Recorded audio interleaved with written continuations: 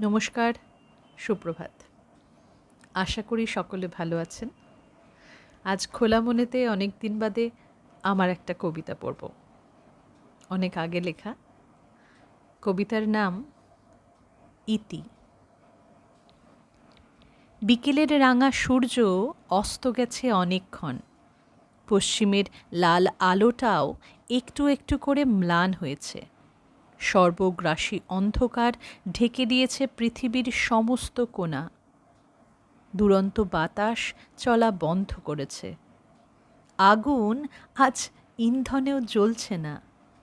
চারিদিকে শুধুমাত্রই এক নিশ্ছিদ্র নিস্তব্ধতা।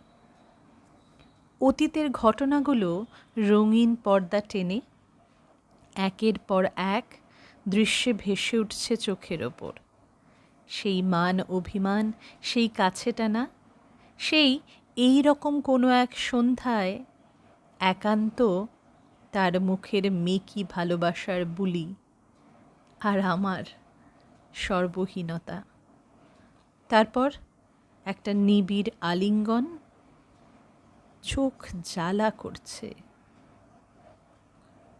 ওর পরিবারের অসম্মতি, আমার জেদ, ওর দোটানা ভাব, আমার প্রবল ঘৃণা একটু একটু করে খেয়ে ফেলেছে, মেরে ফেলেছে সম্পর্কটাকে। এরপর ওর উদাসীনতা, আমার কষ্ট, ওর মৌখিক সান্ত্বনা, আমার অভিমান আরও কিছু দূর এগিয়ে নিয়ে গেল এই ধ্বংসলীলা।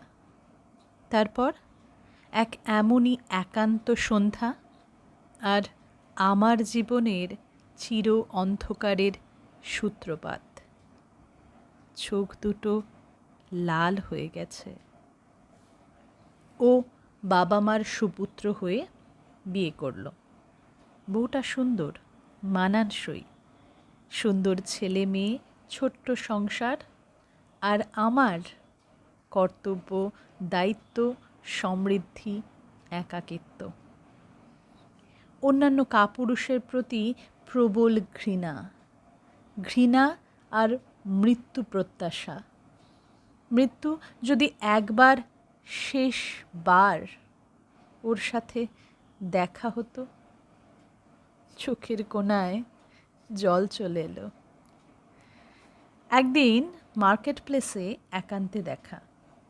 মার্কেটিংয়ের ছুতো, কিছু অচেনা অচেনা ভাব, পরস্পরের মৌখিক কুশল বিনিময়। ওর বাড়ি ফেরা আর আমার আত্মহত্যা।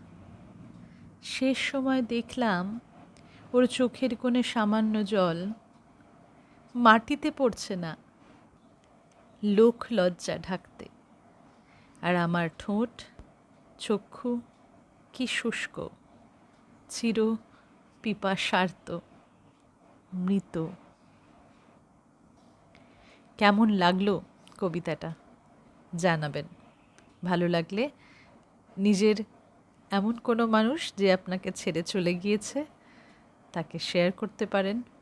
অনেক সম্পর্ক অনেক রকমভাবে বড় হয়, আবার শেষ হয়ে যায়। এটা আমাদের দৃষ্টিভঙ্গির একটা দিক। ঠিক বেঠিক এগুলোর বিচার করবার প্রয়োজন নেই। শুধু একটা ঘটনা হিসেবেই, একটা কবিতা হিসেবে পড়ুন, শুনুন, আর সম্ভব হলে মনে রাখুন। ভালো থাকুন সবাই।